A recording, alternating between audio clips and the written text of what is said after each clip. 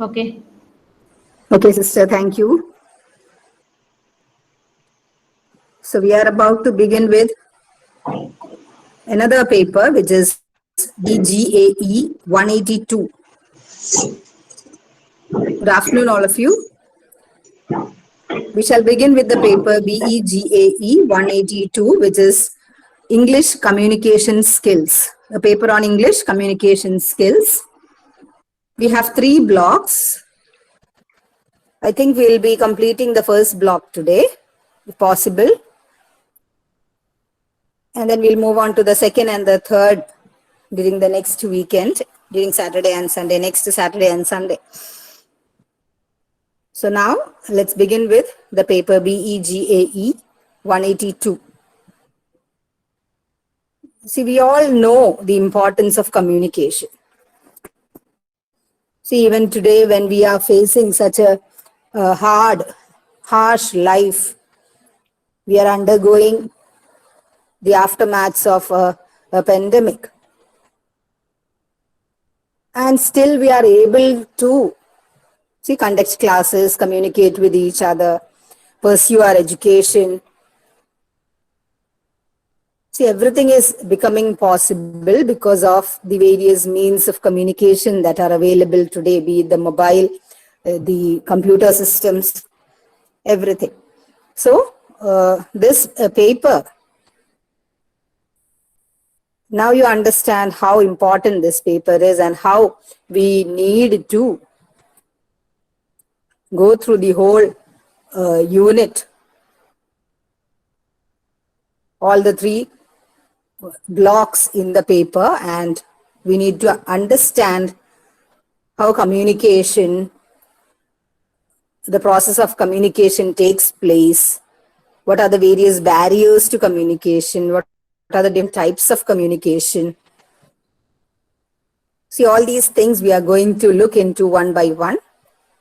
So let's begin with block 1, unit 1.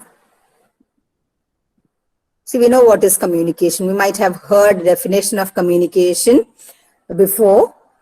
What is actually communication? It is actually the transaction of information.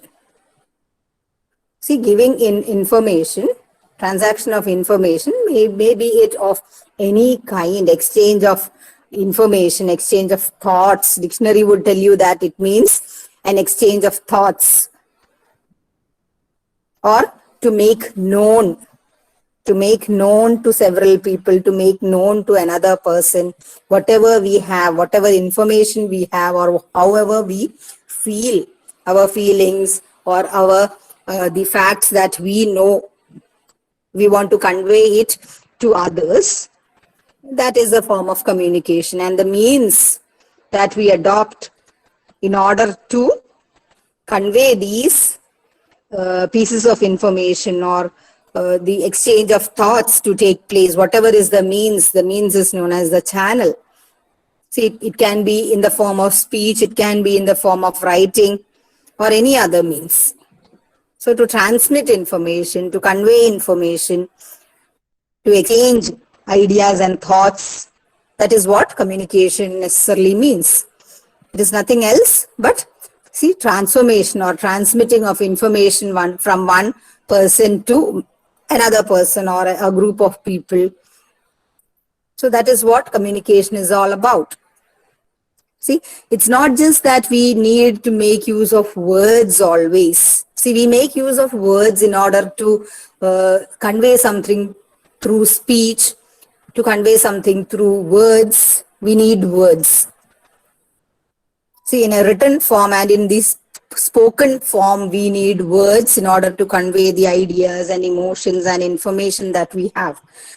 But see, there are other ways of communication as well. For example, see, using gestures, using our body language. See, all these, using sign system, using symbols.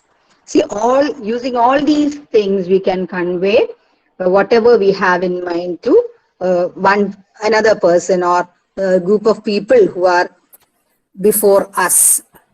the person whom we are addressing. So this is what communication basically means. So the first part of the unit tells you about what is communication.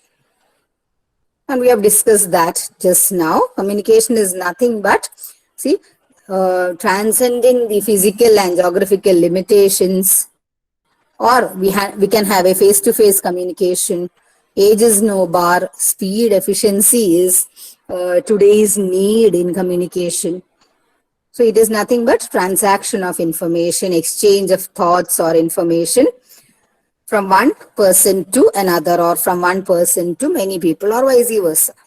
So that is what we are talking about. So now into the process of communication. So we are in page number 7, the process of communication. 1.2 is the section that we are now discussing, the subsection 1.2. See, look at the diagram given there.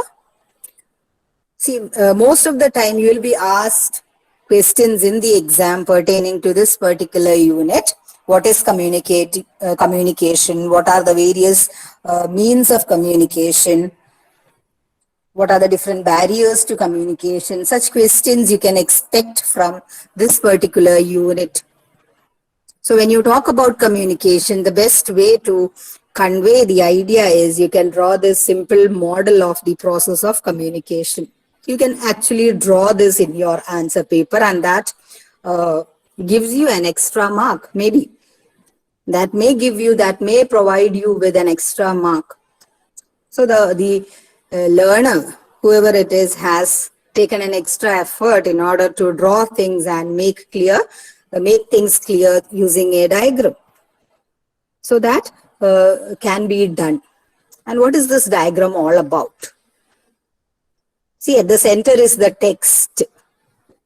Text is nothing but the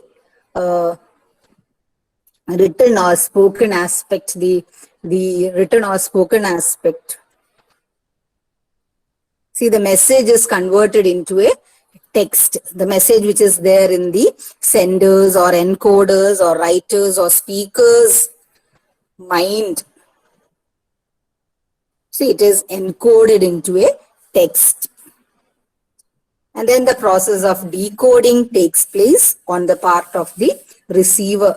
Whoever is at the receiver's end, whoever is the decoder or the reader or the listener, what he or she actually decodes the text, whether it is in the written form or the spoken form or any other means through which information is conveyed.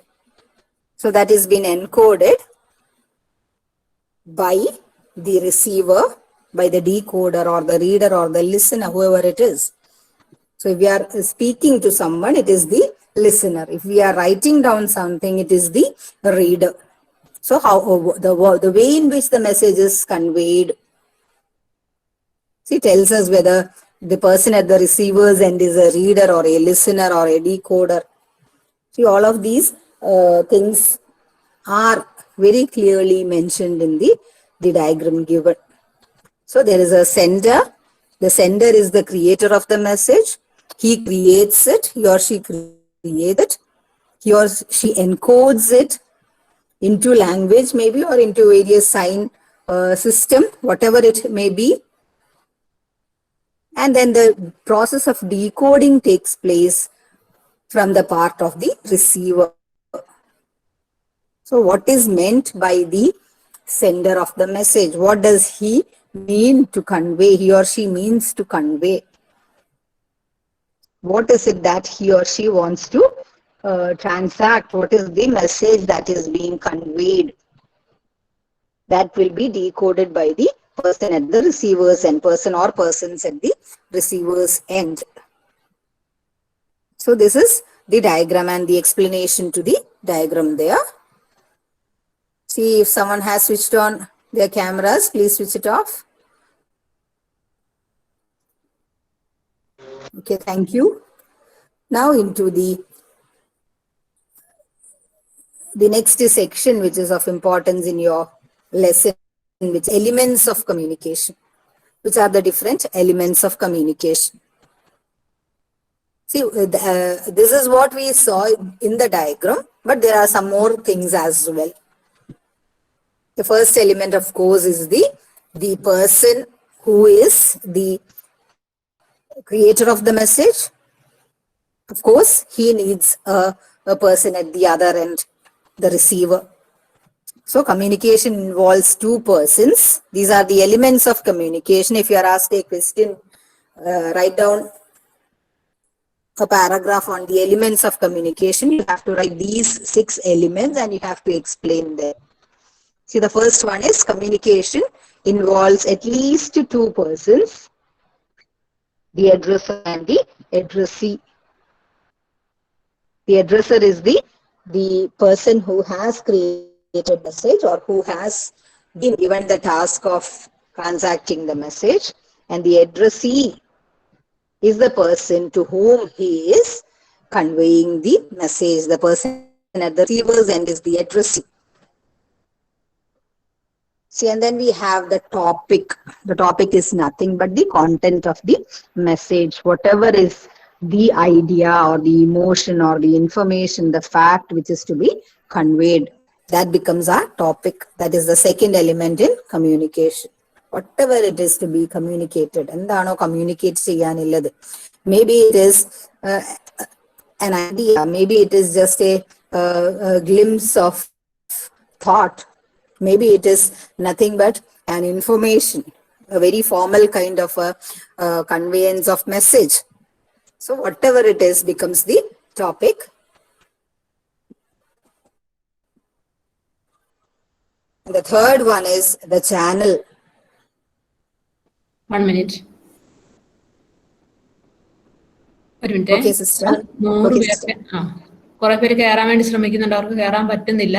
അതിന് കാരണം എന്ന് വെച്ചാൽ നമുക്കൊരു Google മീറ്റിൽ ഒരു ലിങ്കിൽ 100 പേരെ മാത്രമേ അഡ്മിറ്റ് ചെയ്യാനായിട്ട് സാധിക്കത്തുള്ളൂ. ഇപ്പൊ 100 പേരുണ്ട്, അതുകൊണ്ടാണ് പുറത്ത് വെയിറ്റ് ചെയ്യുന്നവർക്ക് കയറാൻ പറ്റാത്തത്.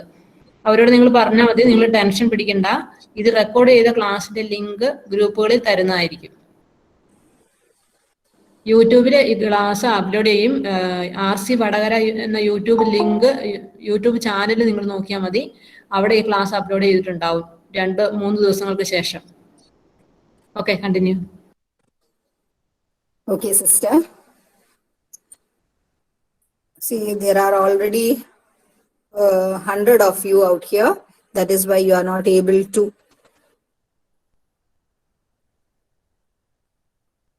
So now the third element, which is the channel. And what do you mean by channel? Channel is nothing but the medium or the mean through which communication takes place, through which the message travels. So it can be in any medium. It can be a written one, it can be a spoken one, it can be in the form of an email, it can be in the form of a telephonic conversation, it can be in the form of a letter. See, whatever the means of communication is known as the channel. The medium through which the message travels is the channel. See, now the next one, the next element is the code. What do you mean by the code? The code is nothing but the language of the message. It can be the language of the message. It can be the sign system that we use. Language is nothing but a system of signs. We know that. So here, it may be the any language that we use, English, French, Hindi, any language that we use, or a particular system of signs. See, we know people who are blind, who cannot see. What do is they make use of the Braille script. So there they have different sets of signs and symbols which they can use in order to read. So all that becomes the code. The language of the message becomes the code. The fifth one, the fifth element in communication is the message form. See, the message form is the selection that we have made out of the umpteen number of options available to us, the selection that we have made in terms of the lexical elements, in terms of the words used. Lexical elements are nothing but words. A dictionary is a lexicon. So here the message, the form of the message, that is the clever choice that we have made in order to create the message, the selection of particular grammar and lexical choices of the message. That is what the message form means, the form of the message, the words that we have used by actually negating or actually ignoring all the other words available to us of the similar nature. So of the similar nature, we might have several words, but we clever choice while we encode the message. The selection of particular grammar and lexical choices of the message becomes the message form. And then the sixth one is the setting. Setting is nothing but the context or the social and physical atmosphere in which the communication takes place.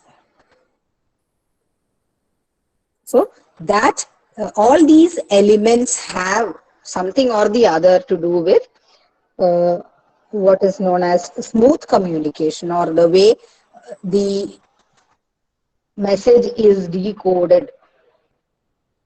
See, whatever the speaker intends, if it is understood in a similar manner by the decoder, we say that the communication was smooth, it was perfect. So in order to have a perfect communication, in order to have a smooth communication, all these things, all these elements do play a role. For example, if the channel that we chose is not the apt one, communication will not happen smoothly. If the choice of words that we have taken, if the code, the language of the message or the message form, whatever it is, if it is wrong or if it is not the right choice that we have made in terms of grammatical elements, in terms of lexical elements, words, the communication does not take place in a proper way. See, if we are, for example, if I tell you an example, if we are in an office and if we come out talking in a way that we are in a party or we are in an informal session,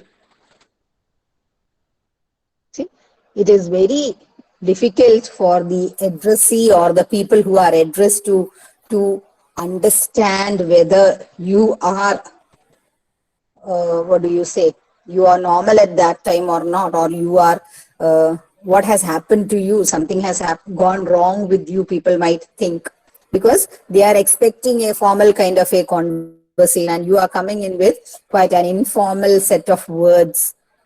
So that makes the listener look at you as if there is something wrong with you. So all these things, the setting, the code, the message form, the channel, the topic, everything matters, and everything turns out to be a barrier, an obstacle during communication if it is not handled properly. All the elements, if they are not handled properly, they turn out to be barriers or obstacles in the way of communication. So now we have the next section, which is the role of decoder. What do you mean by the role of the decoder? See, you might think that decoding is a very passive process. See, one might have a feeling that decoding is a very passive process. The person who is speaking has some work and the other person does not. He simply has to go on listening. He or she has to go on listening. That's it. You might feel like that. But what actually happens is, it is also an active process. It is also an active process because there, the decoder or the listener or the receiver, the person at the receiver's end, even while listening, he or she or the group of people, what they are doing doing is they are engaged in doing something. And what are they engaged in? They are engaged in decoding the message. They are engaged in making out meanings from the information or message conveyed. So the channel that the speaker has used, the form of message that the speaker has used, the context in which he or she is speaking, all these have to be clubbed together, brought in together in order for the receiver to decode the message. So message is decoded only when all these things come together. So there is an active engagement on the part of the decoder in creating or in making meaning on the basis of his background knowledge, on the basis of the context of the communication. So it also depends upon the relationship between the addresser and the addressee, the speaker and the listener. It also depends upon the language that has been used. So everything is of importance when the process of decoding takes place. So decoding is simply not a passive process. The role of the decoder is indeed an active one.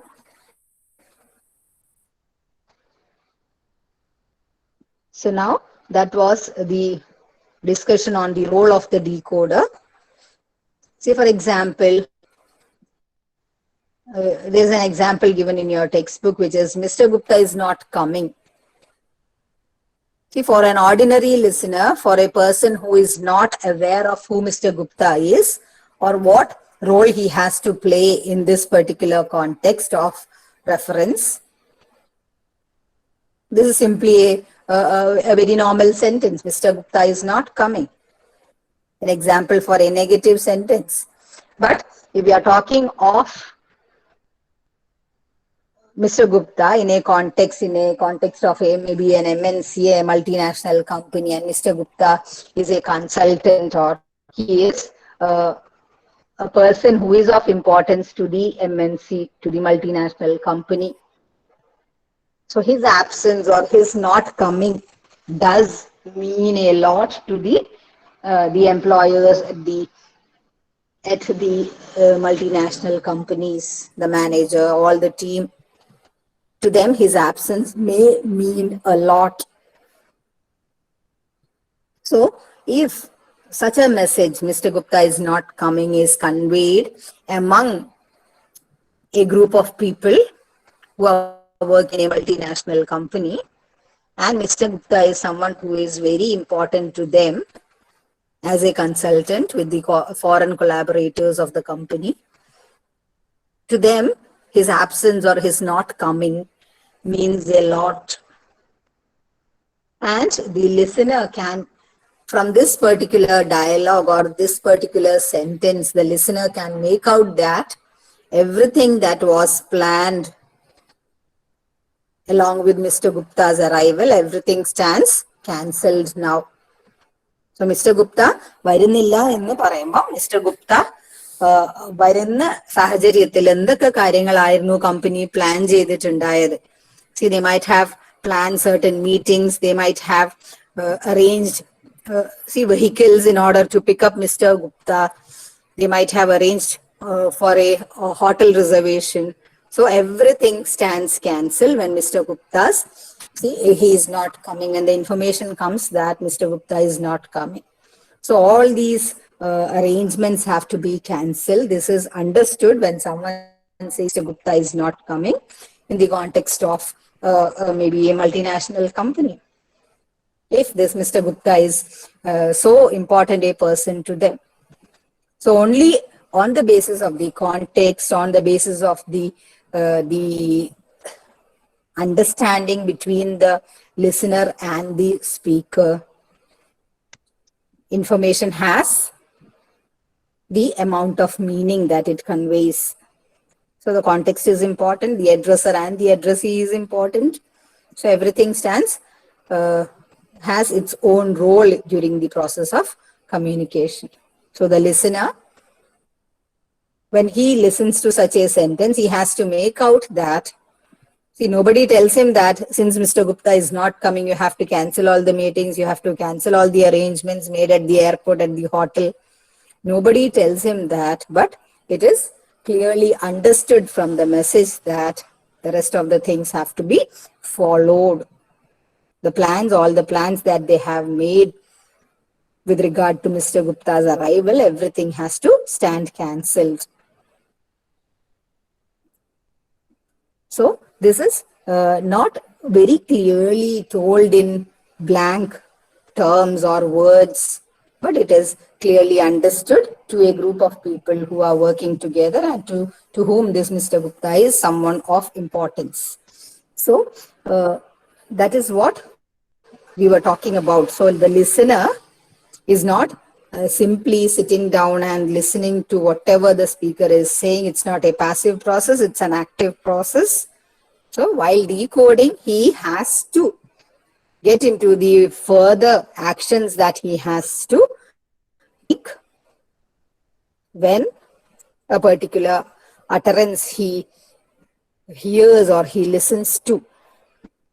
Speaker പറയുന്ന ഏത് കാര്യവും കേൾക്കുമ്പോഴത്തേക്ക് അത് കേട്ട് മനസ്സിലാക്കി ഉടനെ അടുത്ത നടപടി എന്താണോ, അടുത്ത പ്ലാൻ എന്താണോ, പ്ലാൻ ഓഫ് ആക്ഷൻ എന്താണോ, അത് സ്വീകരിക്കേണ്ട കടമ ലിസണറിനുണ്ട്. അപ്പൊ അത് അങ്ങനെ പറയുമ്പോൾ തീർച്ചയായിട്ടും കമ്മ്യൂണിക്കേഷൻ എന്ന് പറയുന്നത് അല്ലെങ്കിൽ ഡീകോഡിംഗ് എന്ന് പറയുന്നത് ഒരിക്കലും എന്തല്ല, it's not a passive process, it's an active one. So now into the next section, which is macro functions of communication. See, what are the macro functions of communication? 7 of them have been enlisted here. Macro functions. See, why do we communicate, or what are the functions of communications? See, apart from the major or the main task of conveying information, passing on ideas, passing on what you feel like, apart from all that, communication has some macro functions as well. See, which are these? Let us look into the emotive function, which means it is used. See, communication is done in order to communicate the inner states and emotions. Statement. See, if I simply say, ouch, what does it mean? It tells the listener that I am somehow hurt and such a word has come out of me without my knowledge, even without my, it's like something which is not pre-planned, something which is not pre-planned or something which is not carefully selected. When I am hurt and it is not see something pre-planned, what happens is, see, such interjections do come out. Ouch, ooh, oh no. See, all such words come out from our utterances, and what do the listener makes out from these utterances? See, we are not telling others that we are hurt. Oh, I am very badly hurt. I'm not telling anyone like this. I'm not using the sentence that I'm hurt. But the simple word ouch tells the listener that I'm hurt, I'm in a problem. So to communicate the inner states and emotions, inner condition and emotions, we make use of communication. So it has a emotive function in order to express one's inner emotions and state of mind. So inner states means inner state of mind or inner condition. So the next one is the directive function. The directive function, the very name suggests it. See, to direct people, to tell people how to behave. See, seeking to affect the behavior of others, to tell people how or what they should do. See, for example, close the door, please. So we are asking someone, we are directing, we are instructing someone to follow our commands or our demands. our conditions, നമ്മൾ എന്താണോ condition അല്ലെങ്കിൽ demand വെക്കുന്നത് അതിനെ അതേപടി follow ചെയ്യാൻ പറഞ്ഞു. We are directing them. Close the door, please. We are asking another person to work as we want them to. So we are directing. So directive function is there of communication. Macro functions, one of the macro functions of communication is directive function. And the third one is emphatic function. See, emphatic has come from the word emphatic. And why do we emphasize, or why do we emphasize things? See, in order to make sure what we are doing or what we are saying is up to the mark.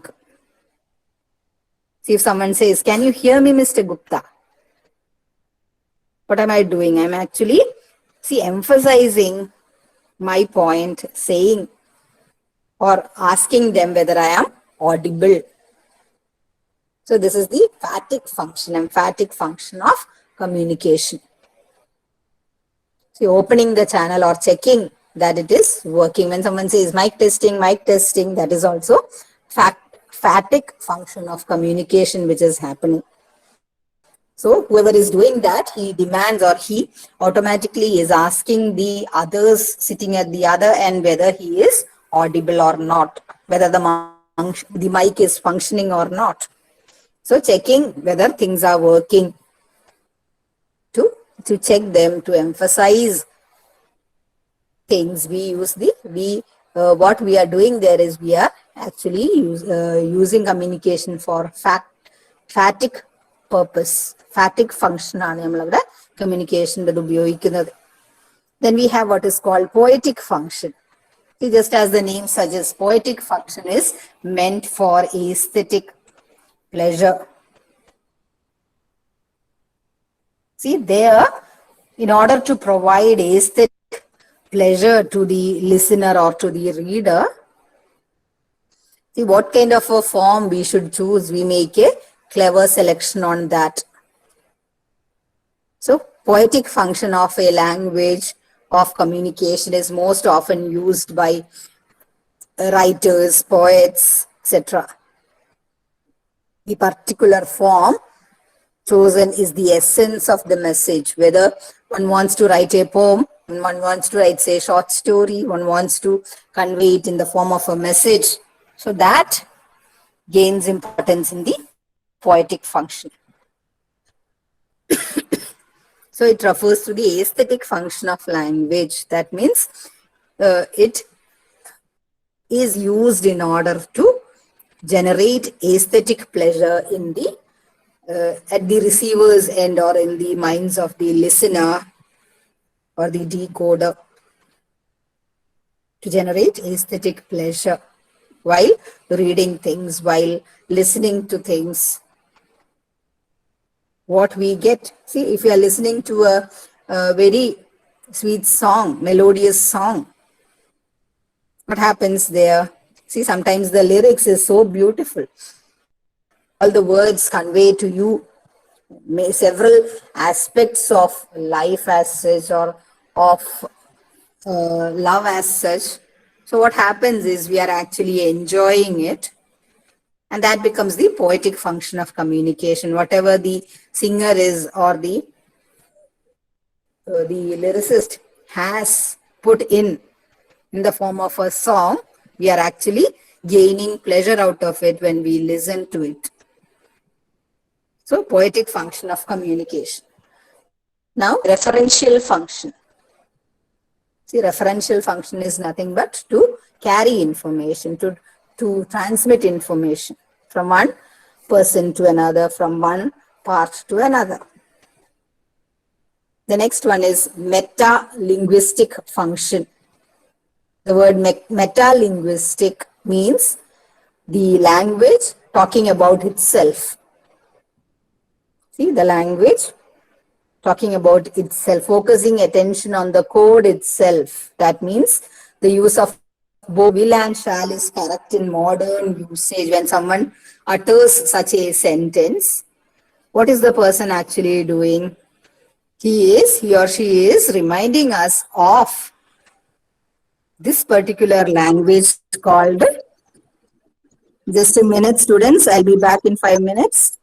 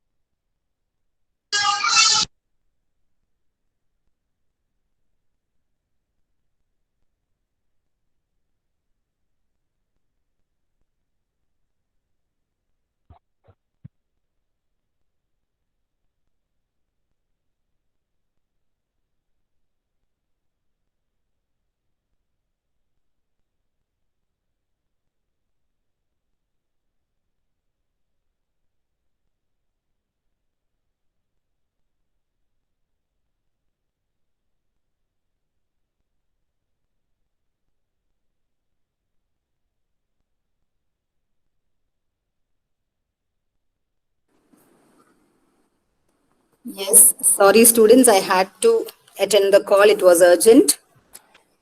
Sorry for the break in communication as such. We are talking about communication. So now into the meta-linguistic function, we have to talk about it in detail because, see, look at the sentence there. The use of both will and shall is correct in modern usage. When we utter or when we speak such a sentence, what we are actually doing is we are looking at the language, the grammatical aspects of the language in which the message is coded. So the message has been coded in English, the modern usage of English, and we are talking about the same modern usage and saying that the use of both will and shall is correct. So grammatical correctness or correctness of the grammar in this particular modern usage of English we are talking about. So we are looking back at the same language in which we have encoded the message. So the focus is on the code. Focus is on the code, that means the language which is being used to convey the message. So focusing attention on the code itself, that means we are referring back to the same language. Through the message, we are referring back to the same language. The grammatical element of the same language is being referred to. That is why meta-linguistic. See, in a language, we are talking about the same language, about the grammatical usage of the same language. Now into the contextual function. Contextual function is nothing but creating a particular kind of context. So when I started the class, I said, good afternoon, students. Today we are going to discuss the paper BEGAE 182. So with these two things or with these two elements of communication, what I have done is I have actually created a particular kind of context. So these two statements, good afternoon, and today we are going to discuss BEGAE 182.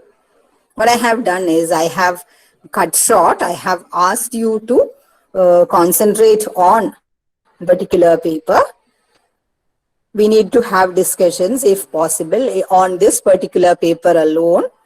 We need to look deeper into the aspects of the process of communication, so that I have made it very clear. So I have created a particular kind of context, that is the contextual function of communication. So I have set up a context.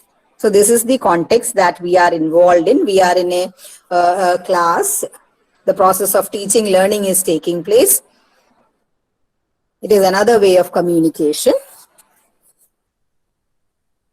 And I have set up a context of a particular kind, stating that this class, this session of 2 hours is just meant to discuss the paper BEGAE 182, and we started right off. So that is the contextual function, creating a particular context. So I think you are clear with all these different macro functions of communication. So a paragraph questions can be asked on macro functions of communication. What are the macro functions of communication? Explain. So a paragraph question from this part can be expected. Now into what is known as the barriers to communication. Barrier endana? Something which hinders or obstructs the flow. Communication is a kind of a flow, transaction, transmission of information from one person, from one person to maybe a group of people, maybe another person. Can be in the reverse order as well. But here, what is meant by barriers to communication? Barriers is anything that hinders or anything that does not allow the communication to complete. See, communication, if it is hindered or if it is in any way, whatever obstructs it, whatever hinders it is known as the barrier to communication. See, we have several factors which actually lead to the incompleteness of communication. Why the communication does not complete, why the communication does not take place smoothly. To understand that, we have several barriers enlisted out here. The first one is code. Code, as I told you, is the language. See, for example, if you are a person who doesn't know Hindi or who doesn't know any other regional language other than Malayalam, and if you are somehow you have to work maybe somewhere in Maharashtra or somewhere in the northern states of India, and you do not know Hindi, and the addressee does not know English. See, English can be a rescuer there. English can be an option, a better option there. If you do not know Hindi, you can communicate in English and you can actually attain whatever you want from there. But if the addresser knows English and the addressee does not, and the addresser doesn't know Hindi, the addressee does, will communication take place properly? It will not. If they do not share the same language, communication will not take place properly. And incompleteness in terms of communication will be there. So that is with regard to code. Code can be one of the barriers to communication. If there is no sharing of the same language between the addresser and the addressee, code can turn out to be a barrier. See, we know that we are learning English, we are learning received pronunciation, which is the standard accent of English. RP is received pronunciation. While we are in our degree classes, what we, most of us, whether it is whichever university you are undergoing your degree course in, they will provide you a course in linguistic. They will provide you a course in what is called RP, the symbols of RP. They'll tell you the way all these symbols in RP are pronounced. So why is RP or why is received pronunciation taught everywhere? It is because if you end up somewhere in the English speaking countries, see, in order to communicate smoothly, in order to convey your messages smoothly, you will need the help of what is called as RP. So received pronunciation and the various signs and symbols in what is called the International Phonetic Alphabet. You will need them in order to carry on communication smoothly. So RP is taught everywhere in all the different nations, and one might not find it difficult in order to convey one's message if one gets into an English speaking community, into an English speaking country, because if he is well versed in RP and the listener, the addressee is also the same, communication will smoothly take place. So we have discussed what is known as code, how code turns out to be a barrier in communication. Code is the language. See, and then vocabulary. See, there's a spelling error there. Vocabulary. See, if you are students of literature, you might know the various names of different poetic forms. You might know what a sonnet is. You might know what a limerick is. See, you might know what an ode is. You might know what an epic elegy is or an epic is. But if you are talking to someone who is not a student of literature, who is not well versed in literature, if you use these terms in order to explain your ideas to them, what happens? The communication does not take place because the listener or the addressee does not understand anything. So if you simply want to, you are talking of a poem, it's well and good, but if you talk of a poem in terms of its meter, in terms of the different elements in it, the personification, the alliteration used, all the linguistic elements, the figurative language. We are talking about all these things to a non-literature student. All your effort goes waste because he doesn't understand anything. So while communicating, what one has to do is one has to take care of the vocabulary. One who is not familiar with the vocabulary of literature may not understand what the speaker is saying. So vocabulary may turn out to be a barrier in such contexts. So here is an example from the business field. A sentence given: the market declined under persistent bear hammering. One who is not familiar with the vocabulary of the stock market may not understand what this means. Even I do not know what this means. The market declined under persistent bear hammering. So if one is not aware of stock market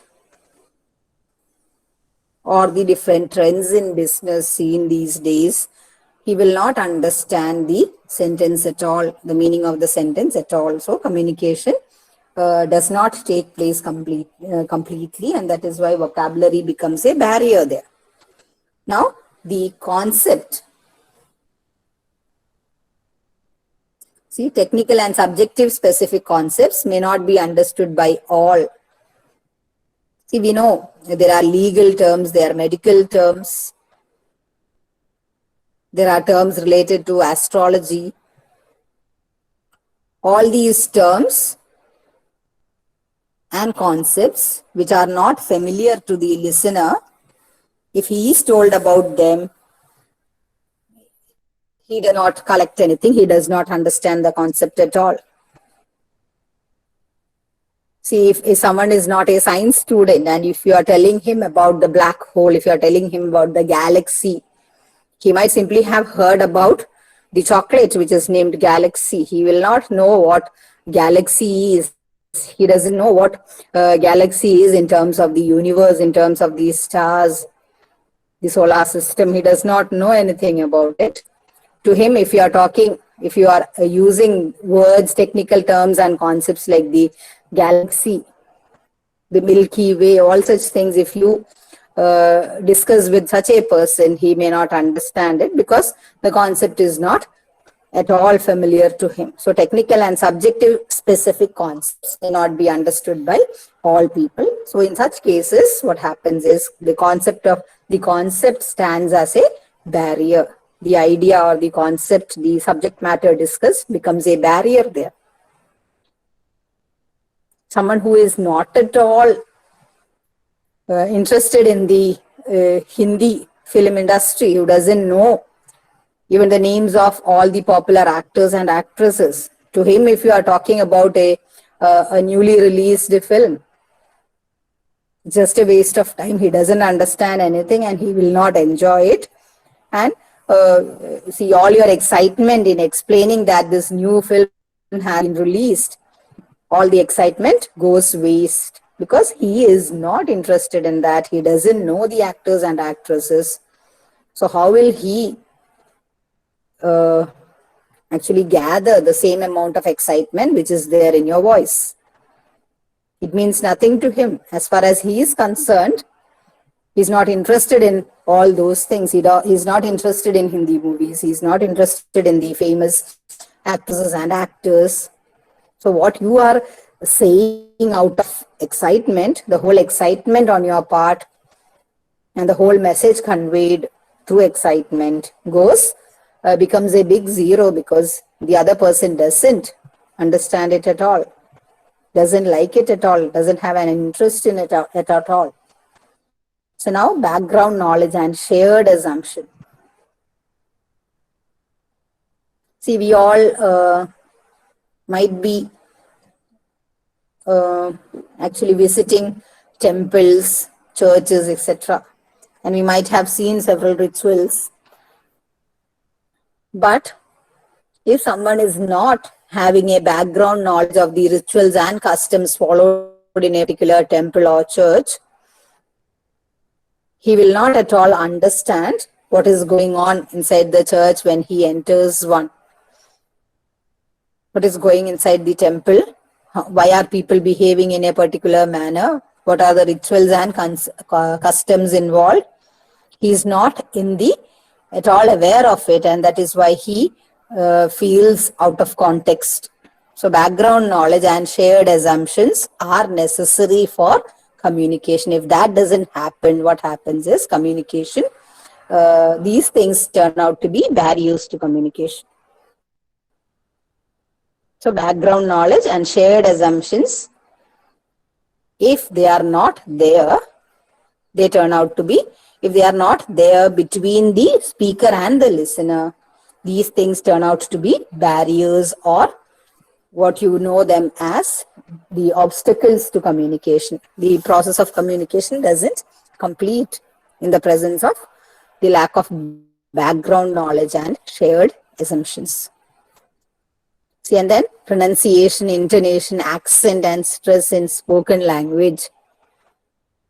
See, we are aware of some words. You might have heard of some words which look the same, which are see, which look the same, which are actually not pronounced the same. They come as part of different parts of speech. See, if I talk about the word project, see, when I use it as a noun, I'm stressing upon the first syllable, project. When I use it as a verb, I stress the second part of the word, that is project. So, if someone who is not well versed in English, who doesn't know the fact that such words which look alike, sometimes there is a change in the pronunciation of these words, the stress given to these words, and see, they mean totally different when they are used as a noun and as a verb. So if these things are not known to the listener, again communication does not take place, and thus pronunciation, intonation, accent and such things become barrier in the way to communication. See, project report, we talk about project report. So if we are familiar with the context, we can understand some amount of meaning of the word, but if the context is not given, simply people are pronouncing the word, if one does not know these rules about the stress given to the first syllable and the second syllable, if it is a noun or a verb, see, the communication does not take place properly. So pronunciation becomes a barrier there. The stress aspect in pronunciation becomes a barrier there. So project report means the project that we have undergone or we have completed, the task given to us, the assignment given to us becomes the project there. Whatever we have undertaken to do, the task that we have undertaken to do becomes the project there. But to project means to highlight or to put forth, to project. So he projected these ideas. That means he gave importance to these ideas.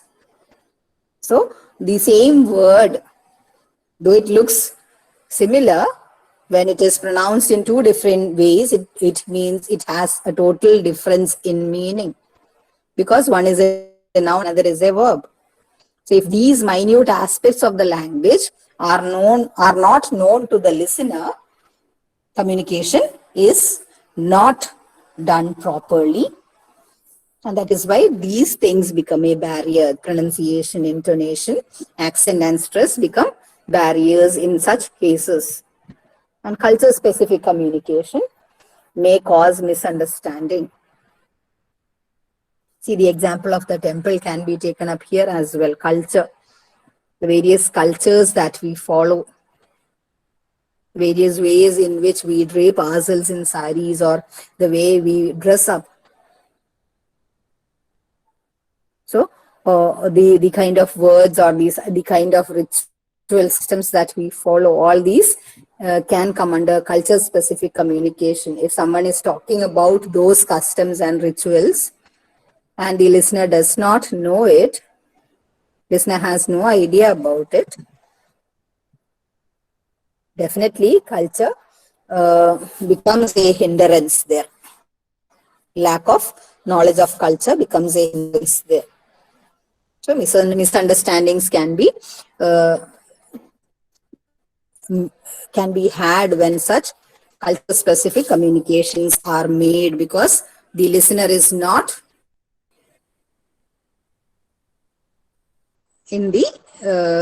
is not aware about the culture.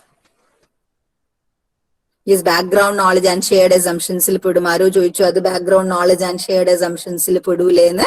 തീർച്ചയായിട്ടും ഞാനിപ്പോ പറഞ്ഞു, ടെമ്പിളിന്റെ example ഞാൻ ആ ഒരു കോൺസെപ്റ്റിലായിരുന്നു പറഞ്ഞത്. അതിവിടെ അല്ല ചേരാവുന്നതാണ്. അത് തന്നെയാണ് ഇവിടെ ഏകദേശം അത് തന്നെയാണ് ഇവിടെയും പറയുന്നത്, കൾച്ചർ സ്പെസിഫിക് എന്നുള്ളത്. And then moving on, physical environment.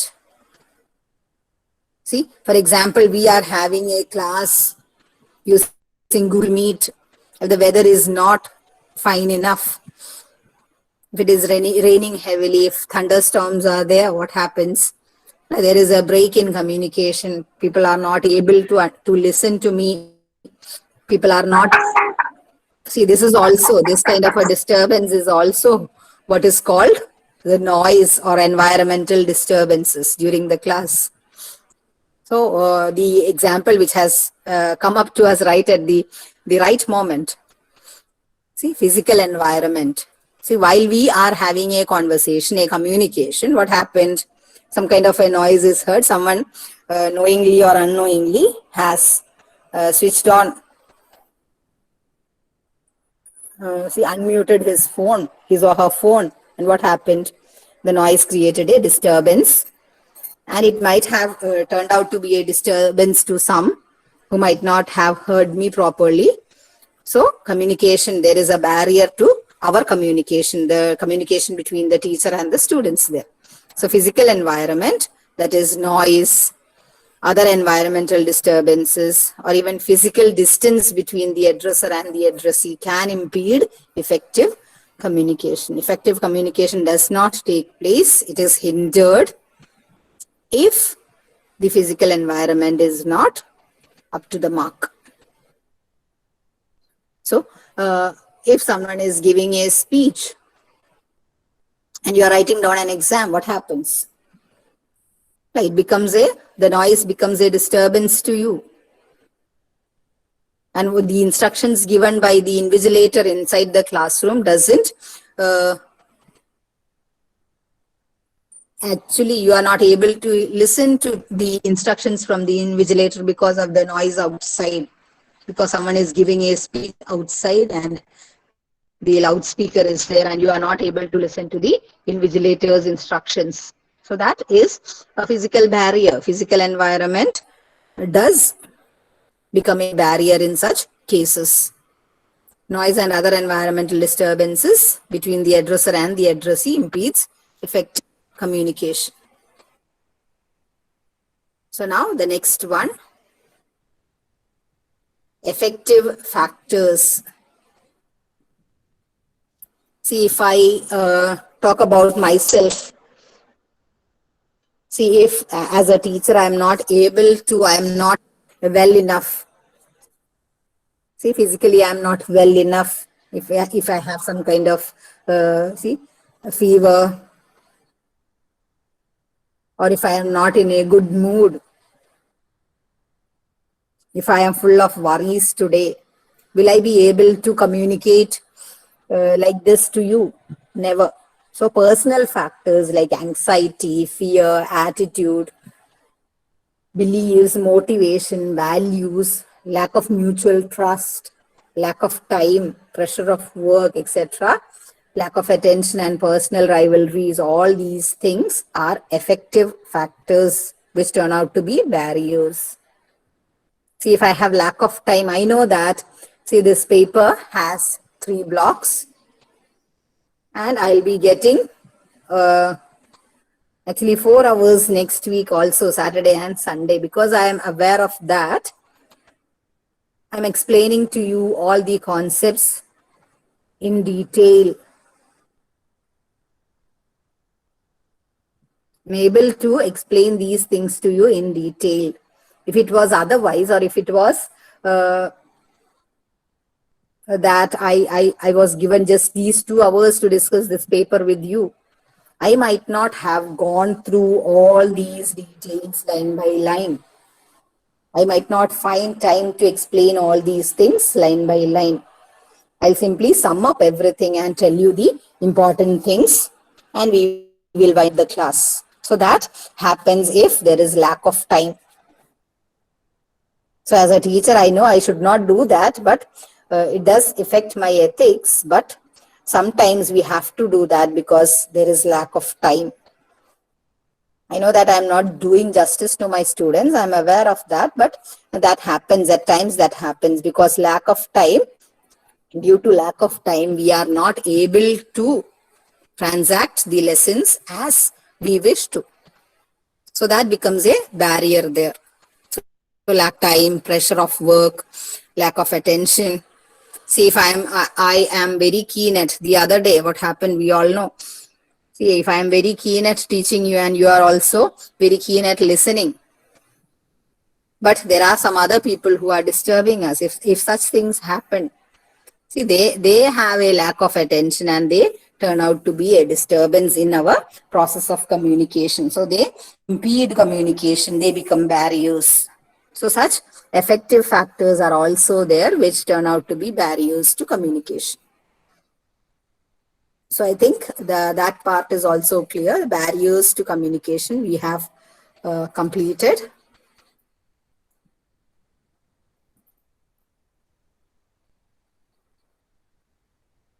Eight of the barriers have been discussed here. Now into the different types of communication. See, what are the different types of communication that we generally speak of? Spoken communication, written communication. We have also know about verbal communication, non-verbal communication. You might have heard these terms at least. You might have heard of formal communication, informal communication. See, in the if we are discussing letter writing, we say informal letter and formal letter. So such words we might have come across, but there are some other things that we might not be aware of about the different types of communication. For example, the horizontal communication, horizontal flow, vertical flow, downward communication, upward communication, all such things are yet to be discussed. So into the section on the different types of communication. Different types of communication. See, basically it is classified on the basis of expression, flow, and relationship. See, on the basis of expression, how do we express it? How do we express what we have to say? See, through written means, through oral means, or through our gestures. So, according to, on the basis of expression, communication can be divided into written, oral, and gestural.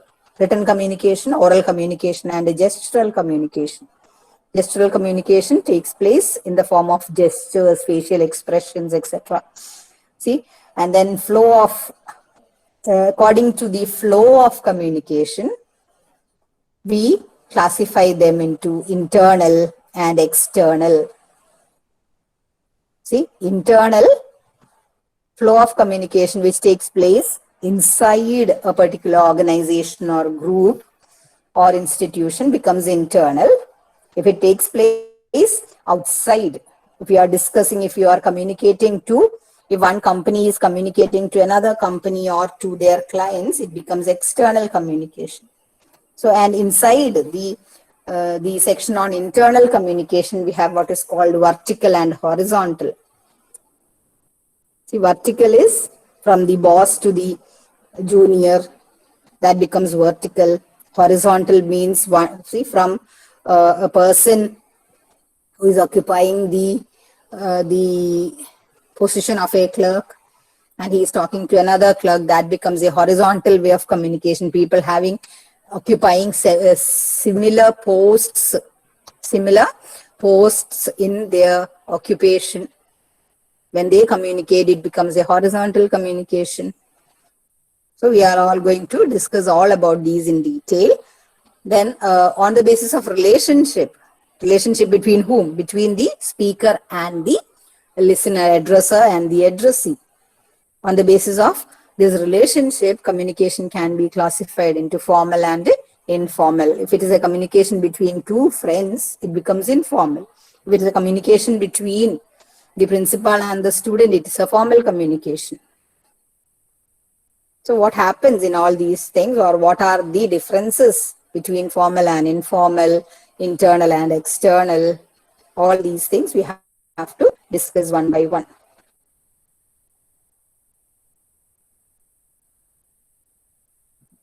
See, we know what communication and oral communication is. See, during written communication, we make use of the alphabets of a particular language, the letters of the alphabet of a particular language. We make use of symbols, we make use of drawings, we make use of signboards. See, all these things we make use of when we communicate using the means of writing. See, we draw pictures, we write words. See, such are the things that we do while we communicate in the written form, written means of communication. And then speech. You know what speech is? Speech is primary, writing secondary. That means, see, in any language that we know, speech came first. Speech is something that came first in order. Only after people started speaking a language, they thought of how to express it in terms of signs, symbols, or writings. So speech is primary and writing secondary. Speech came first and writing system developed later in all the languages known. See, we might have seen TV programs where, see, news for the deaf and dumb people. What happens is their communication or the news reader conveys it in the form of hand movements, expressions using her eyes. See, all such gestures are made use of in order to communicate. So, as I told you, the Braille script, which is meant for the visually challenged people in order to read and write. So, such different ways of communication are there.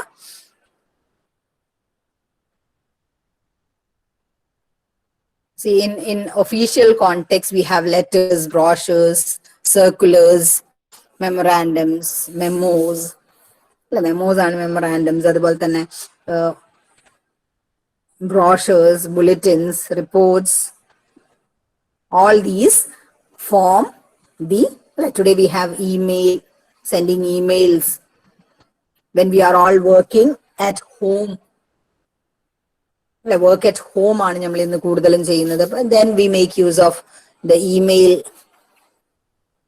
So all these become different ways in which the written form of communication is used.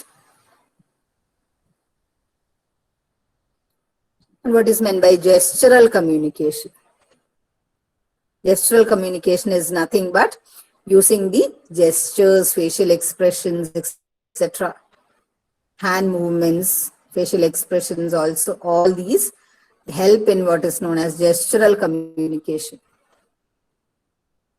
Expression using one's body language. See, just a nod of the head or just a movement of the head from side to side, from up to down, conveys many things. If we move our head from up to down, we are saying yes.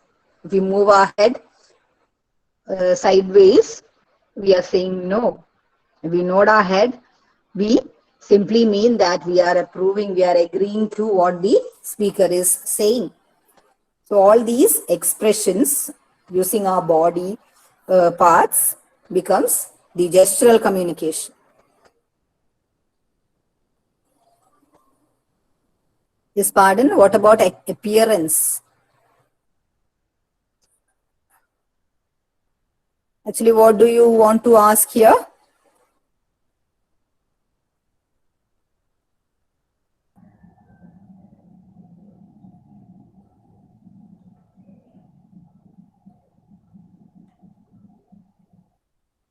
Okay, we have to move on to that as well. We'll be discussing that maybe while we are discussing non-verbal communication.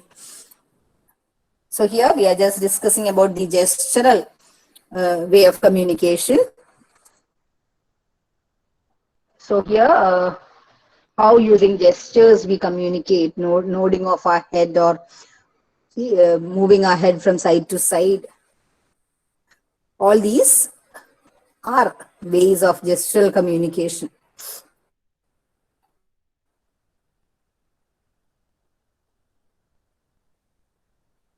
See, now we have something called the downward, upward, and horizontal communication.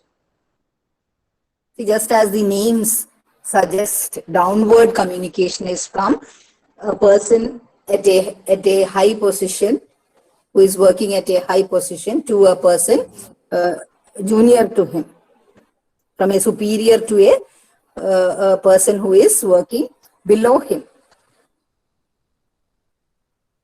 So in companies, all these three kinds of communications take place: downward communication, upward communication, and horizontal communication. So if a person, a manager is speaking to his maybe PA, or maybe to the clerk there, what is taking place there is downward communication. And if it is the other way down, if the PA is giving the feedback to what the manager has just asked, the subordinate or the PA is giving a reply to whatever he has been asked to, what takes place there is an upward communication from a person who is at a lower authority, lower level of authority. He is giving feedback to the person in the higher level of authority, a clerk to a manager. So there upward communication takes place. Then we have what is called horizontal communication. It is almost, it takes place between people who are, see, working at par with each other, who are working almost at the same level of authority. Communication between officers working at the same level of management is horizontal communication, or lateral communication we call it. Interaction between manager and manager. That means a production manager and a marketing manager. So all, these two are posts, or these two are positions which are almost equal in terms of authority.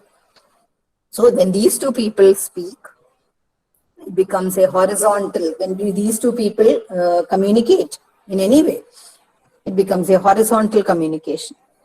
Their exchange of ideas, be it in the form of emails, be it in the form of letters, circulars, everything becomes a horizontal way of communication. So now into formal and informal. The next set of, the next classification of communication is formal and informal. What do you mean by formal and informal communication? See, if we are in a formal context, if you are in an institution, a part of an organization, the way you talk to your the same friends they are working there with you, it may not be the way you talk to them outside the institution. So at a workplace, what we often do is we make use of formal communication. That means the words that we use, the way we structure our sentences, the way we convey the message, everything is formal in nature. Everything is formal in nature. We follow a particular kind of officiality in that communication. See, we are part of an organization, we are part of an institution. Even if our very close friends work with us there, we do not have an informal communication. We most often have formal communication, especially in front of the colleagues present with us. See, and then what takes place when the colleagues are not with us? If we are two very close friends working in the same company, and if our colleagues are not with us, what we engage in or what we do there is informal communication. See, people share knowledge without any kind of officiality, formality. They take their own time, they take their own choice of words in order to communicate with their friends in the absence of colleagues, maybe in an office or maybe outside the office. If two very close friends are there, they speak or they talk to each other, they convey messages to each other in an informal manner. So a word might be enough to communicate with the other person. A word might be enough in informal communication. But in a formal communication, one has to structure one sentence properly. We have to make use of the correct form of the word. We cannot use short forms. We cannot use wrong punctuations, nothing.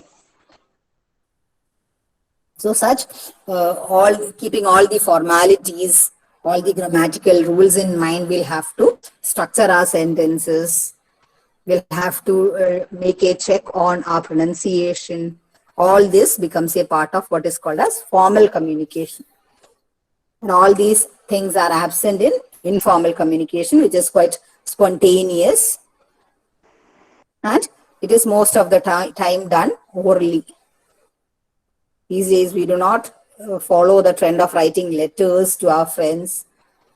We have chats, WhatsApp group, chats.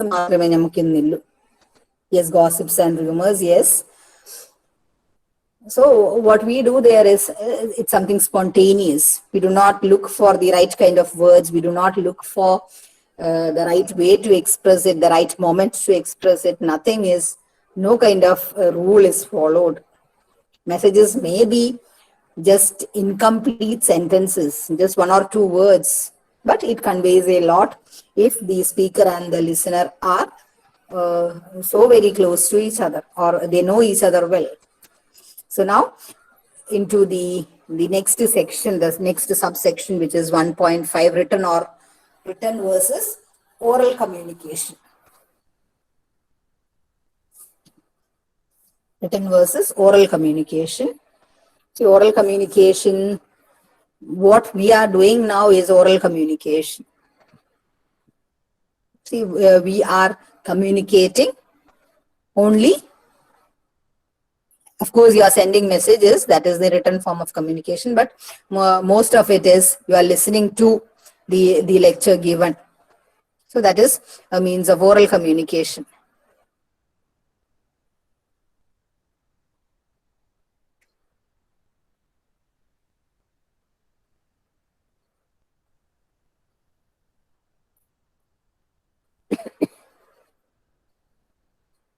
See what happens in workplaces.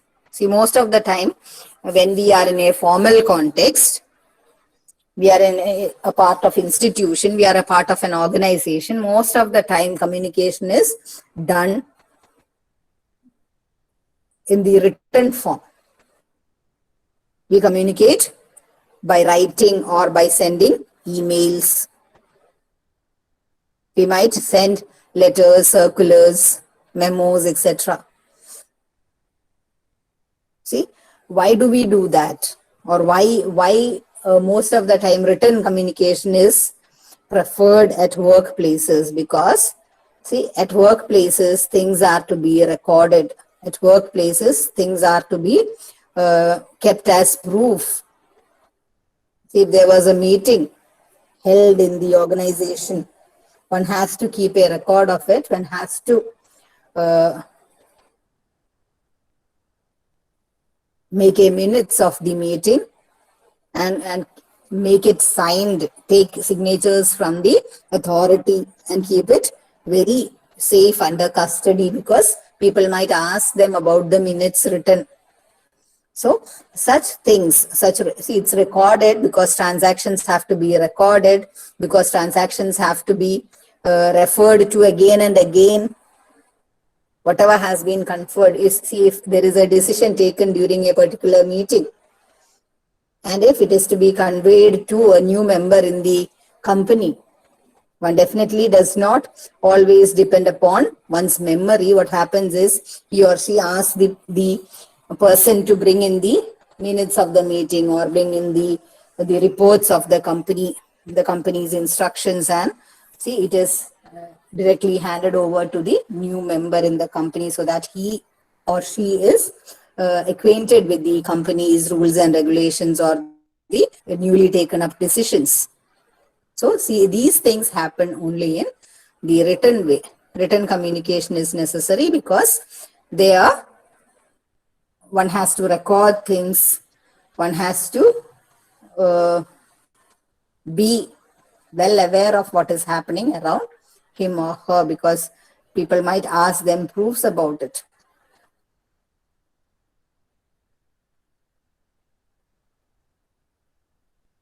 While in a spoken communication or oral communication, what happens is, see, whatever listener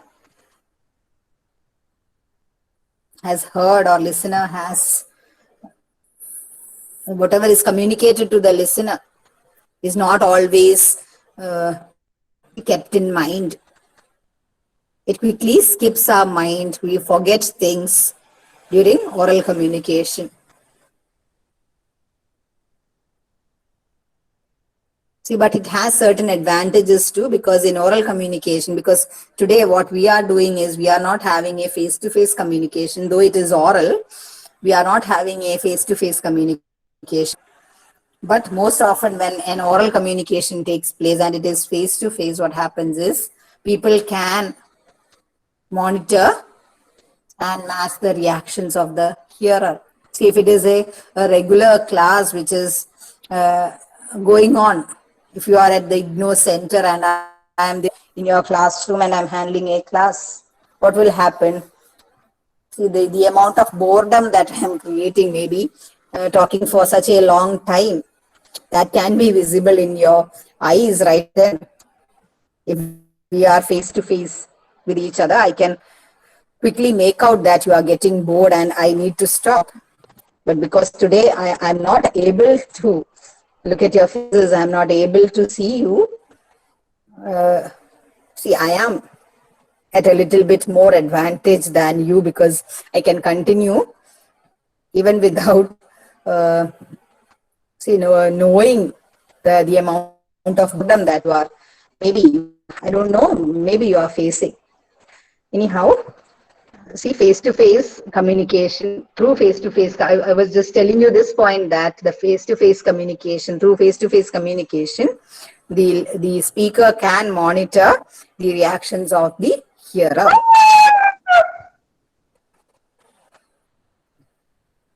So somebody is getting so bored, he started shouting, is it? Okay. At the same time,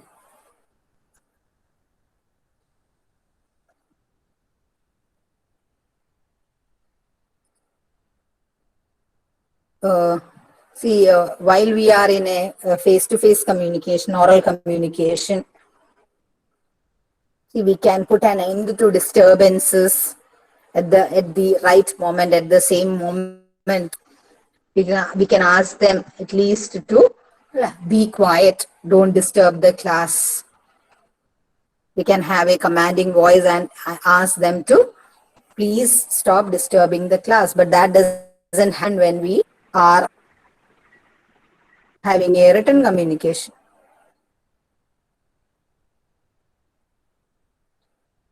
See, and then oral communication is quicker, it is economical and more effective than written communication.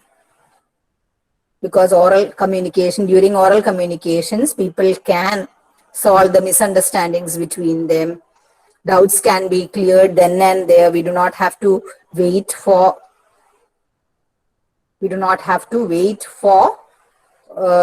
another time to clear our doubts. So such things can be done while we are having oral communication. So advantages of oral communication.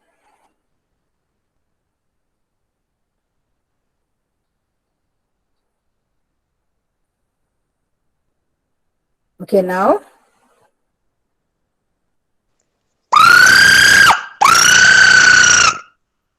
please switch off your mute your phones, please. Someone who has switched on his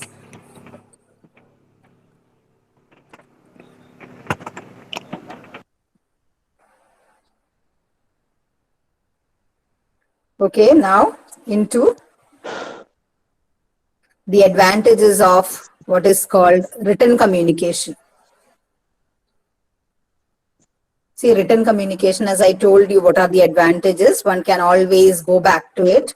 One can always share it with the person who is new to the firm or person who was absent during the meeting. It can be handed over to that person. So such things are the advantages of written communication. And during written communication, one does not have to be reacting then and there. What he can do is, he or she can do is, he can take some time, check for words, apt amount of words, and he can communicate.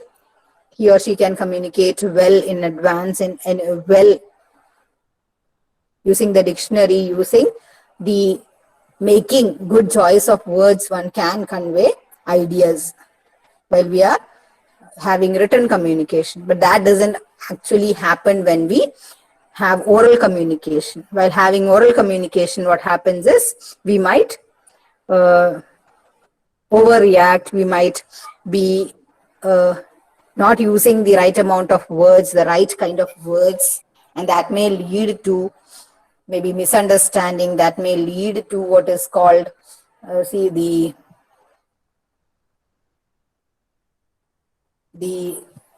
break in relationship.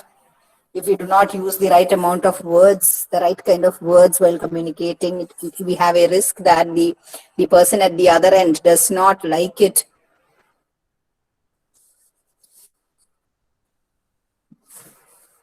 So such are the advantages of written communication over oral communication. So that is the end of that particular section.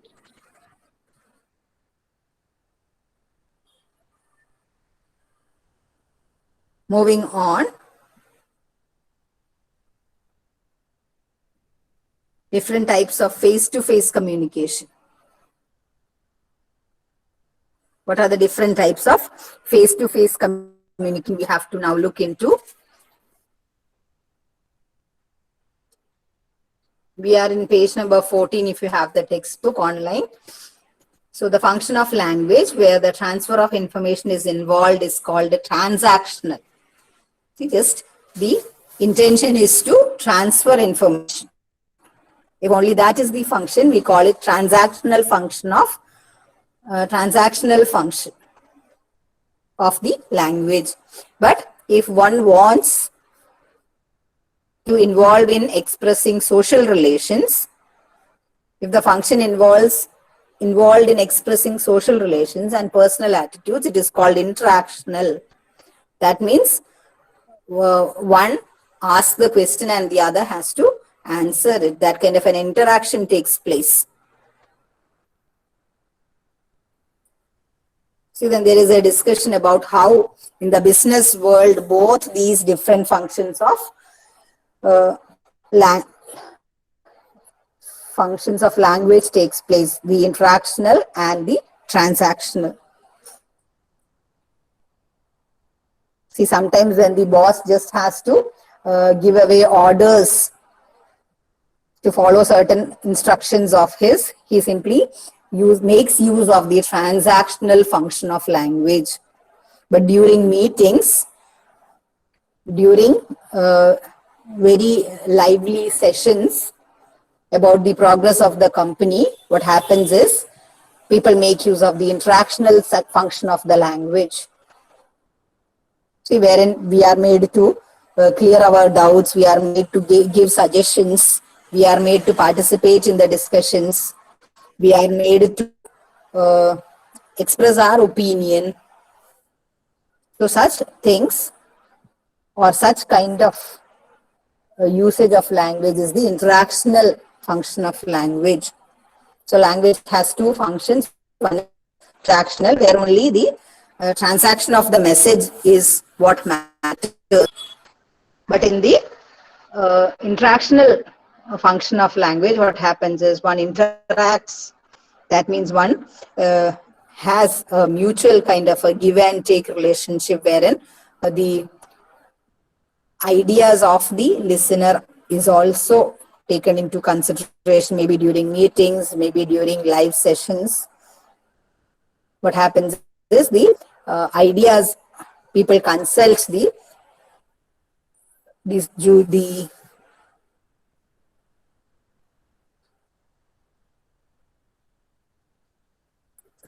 juniors, maybe the people below them, or people who are inferior, I cannot say, who work under them, all the people to whom he or she is the manager in a company, the other people,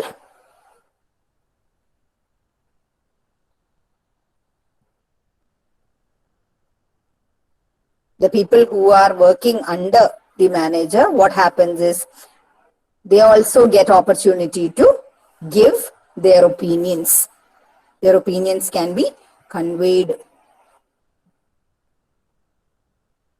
So their interactional function of language takes place. And then the conversation.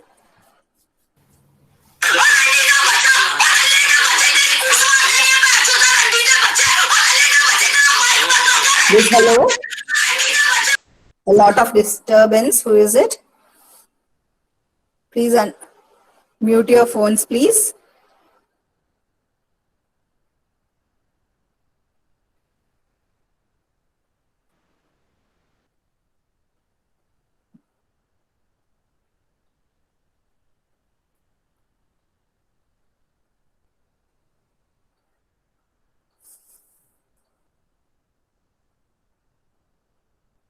See, we are into the section on conversation.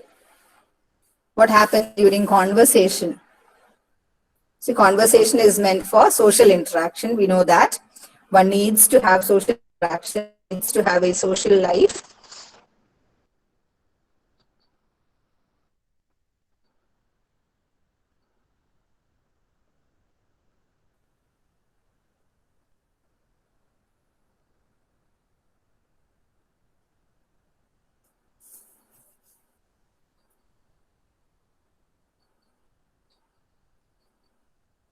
And there we make use of what is called conversation in order to know each other better.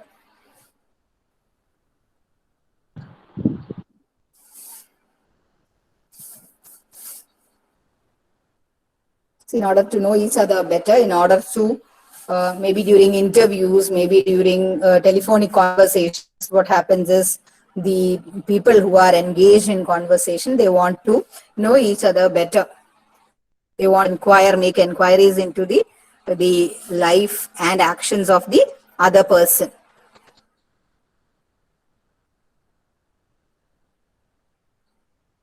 See, now we have another section which is titled 1.7 Characteristics and Conventions of Conversation.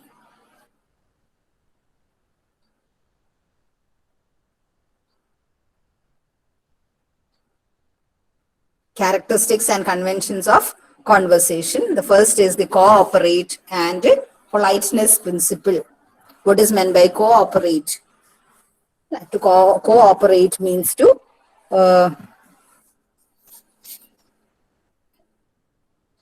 live in a way that it does not disturb others.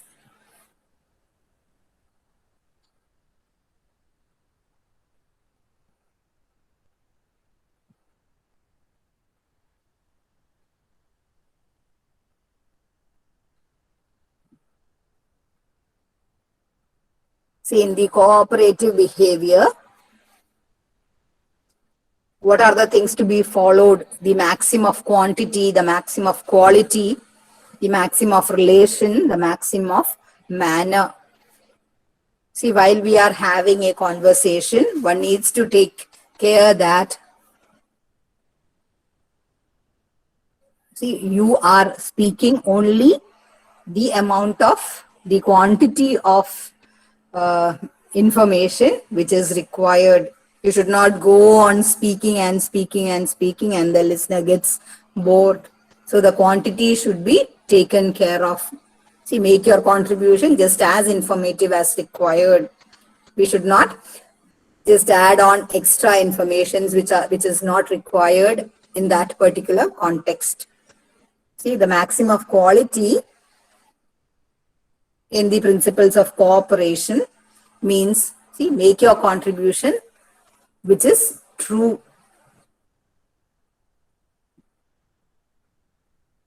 See, make your contribution which is true. That means whatever you are telling should be true or should be the fact. See, we are into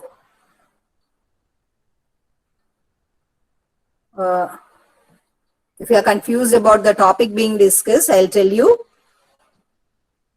We are into 1.7, characteristics and conventions of conversation.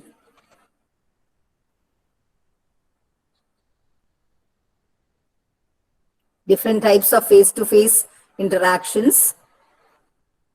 In that, we are into characteristics and conventions of conversation. And which are the 4 maxims to be followed. Philosopher Grice has described 4 maxims or principles of cooperative behavior which speakers observe in conversation. During conversation, one has to keep these things in mind. One is maximum of quantity, which means one has to contribute only that much of information which is required. The maximum of quality says whatever you are informing or whatever you are contributing should be true. You should not convey or pass on wrong information. The maximum of relation means making your contribution relevant. The maximum manner means, see, the manner in which we convey the idea, that should not be having obscurity or ambiguousness. See, your idea should not be vague. It should not be obscure. It should not be vague enough so that it becomes something which is not understood by the other person. So one should be brief and one should be orderly. So the manner that we should follow is we should be very clear in terms of our expressions and terms.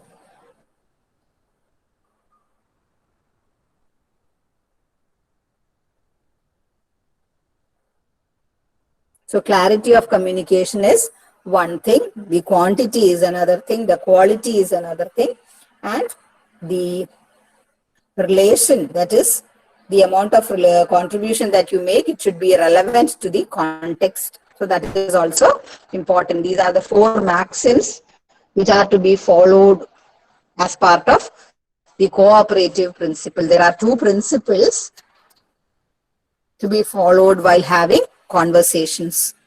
One is the principle of cooperativeness and the another is the principle of politeness principle. So under the principle of cooperation, we have the 4 maxims suggested by the philosopher Grice: maxim of quantity, maxim of quality, maxim of relation, and maxim of manner.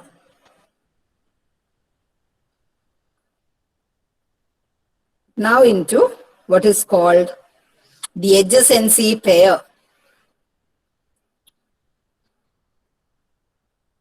The adjacency pair means the utterances, the pair of utterances produced by 2 successive speakers such that the second utterance is identified as related to the first as an expected follow-up. If I say hi, and the other person also says hi, I definitely expect that answer from the other person.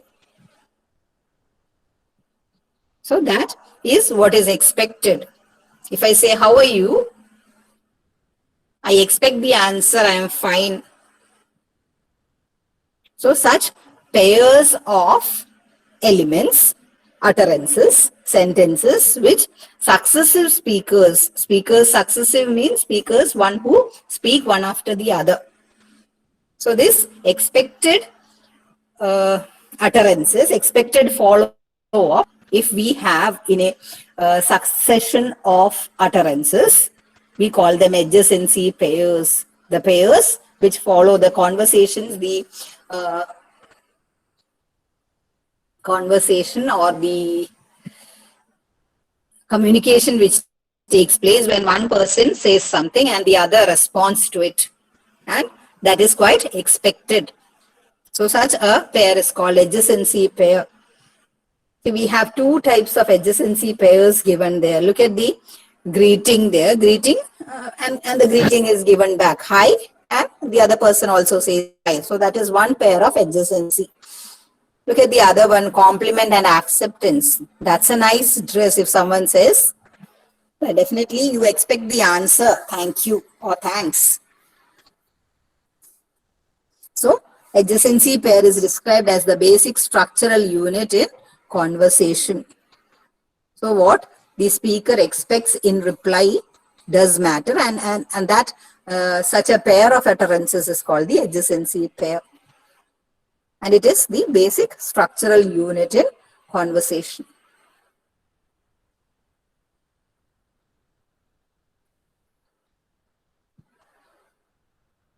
And the basic rule which is to be followed while the adjacency pair is in operation is that the speaker has to stop talking once he utters a recognizable first pair part. When a speaker produces a recognizable first pair part, he or she should stop talking and the conversational partner should produce a recognizable second pair part. That means if I say, how are you? See, unless and until I get a reply, I should not continue. So I'm waiting for the reply. I should wait for the reply to how are you? Or I should not go on talking and talking without giving ample chance enough to the listener to give the feedback. So an utterance and its feedback becomes the adjacency pair when the feedback is the one that is expected.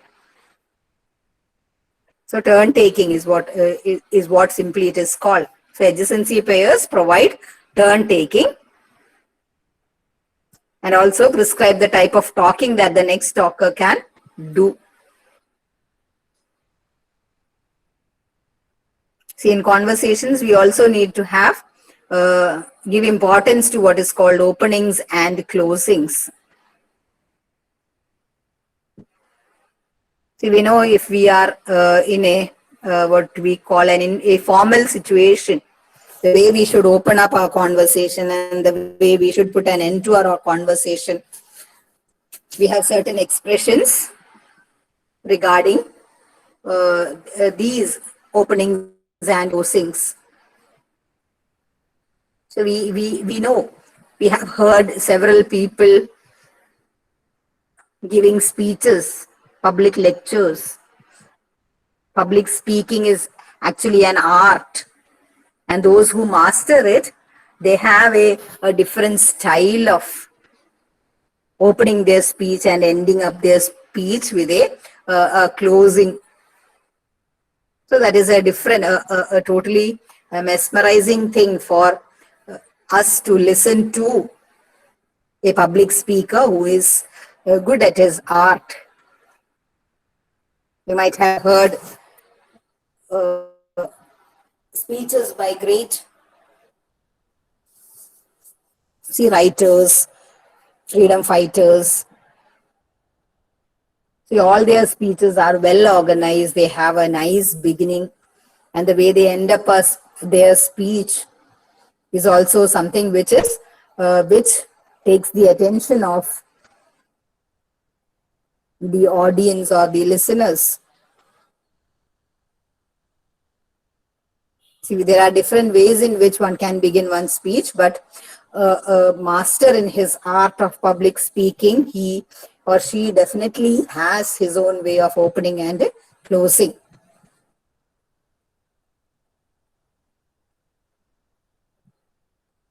So that is about conversations. In the section on conversations, we talked about the element of cooperation and the principle of cooperation and the principle of politeness, the amount of politeness that we should maintain while having a conversation. We also talked about adjacency pairs, wherein the idea that is expressed by one person, its expected feedback is received. Such a pair of utterance is called adjacency pair. We also spoke about what is called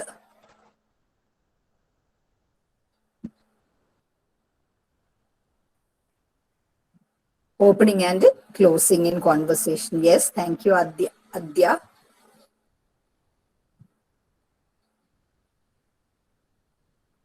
So that is the end of that particular section. Unit 2, we have to move on to